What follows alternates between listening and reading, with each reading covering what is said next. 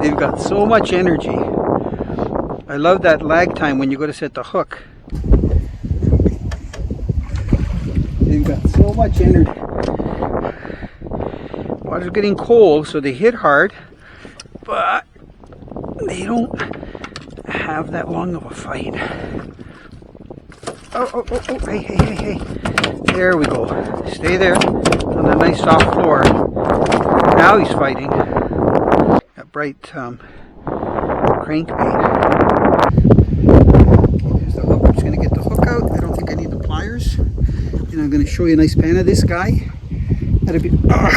He's got lots of energy. Beautiful pike to get in the fall. They're one of my favorite fish to get, especially when the water's cold. You're going back. It's ready to go. I don't think he's going to need much time to take off. Oh! He spooked me!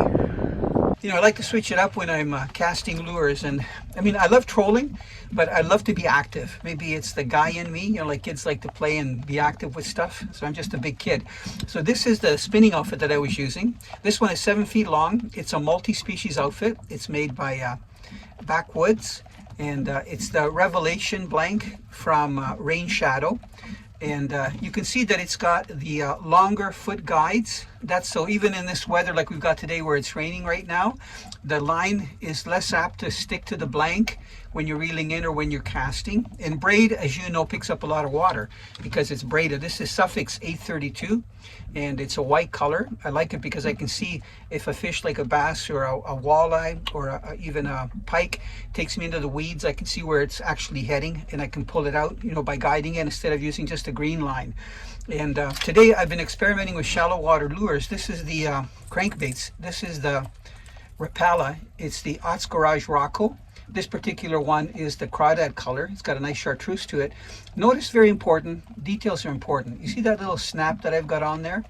So I don't like using a snap swivel, but because I do change crankbait sizes and colors, I use a tiny snap, one of the smallest ones I can get. And then you can see the clear line. That's my fluorocarbon leader going right down to a blood knot. Hopefully, maybe I'll put it over my shirt, put it back a little bit. You can see the blood knot that's right there. So a lot of people use a uni knot, but I like using a blood knot.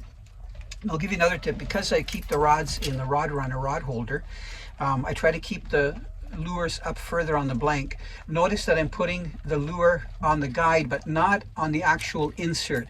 I just put it on the arm of the guide. Okay, right there. See it right there?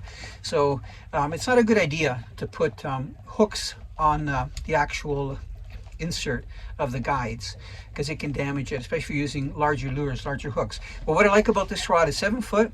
It's got a great spine, but it has a soft tip.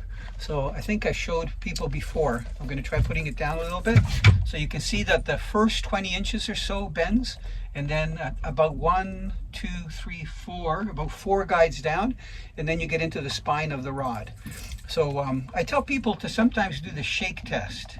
So I don't know if I can do it here to see what a rod looks like. You know, if you shake it like that, you can tell the flexibility of it. So it's not really stiff, it's not really soft. It's got just that perfect action. You know what? What I like about it is that it's multi-species. I'm going to be casting it and using it for steelhead, for browns, for little trout, stream trout with spinners in the spring. And I've caught big channel cats over 30 inches with it when it's been doubled over. It's got a really good parabolic curve because of the spacing that Daniel uses. The right amount of guides and the right size of guides right down to the last guide. It's the right distance away from the reel. So you get maximum castability when you cast and a beautiful curve when you get a fish on.